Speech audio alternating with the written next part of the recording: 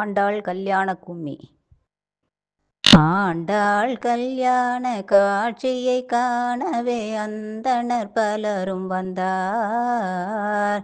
ஆண்டாள் கல்யாண காட்சியை காணவே அந்தணர் பலரும் வந்தார்.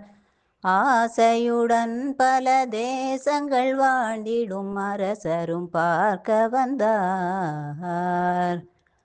வேங்கட மாமலை வாசனும் வேகமாய் வில்லிபுத்தூரில் வந்தார். வேதியர் போலவே வேஷம் பூண்டார், விரும்பிய மனமு வந்தார். மாலிரும் சோலை வாழும் மாயன் கேட்டுடன் மையலை மனந்தளர்ந்தார். மாது கோதையை மனம் புரிவேன் என்று மனந்தனிலே நினைந்தார்.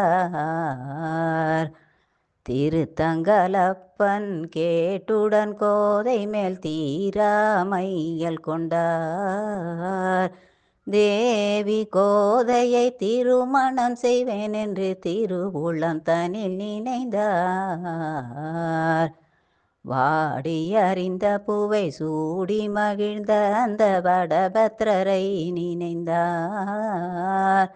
மாது கோதையை மனம் புரிவேன் என்று மனம் தனிலே நினைந்தார்.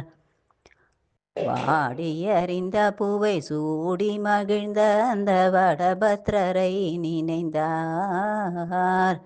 ஆடி பூரத்தில் உதித்தவள் தனக்கென்று ஆசையை படுத்திருந்தார். பகிரங்கமாகவே பணியரங்கேசனை பாராமல் கோதை பரபரப்பாகவே தோழியை கூப்பிட்டு பகர்ந்தனள போதே.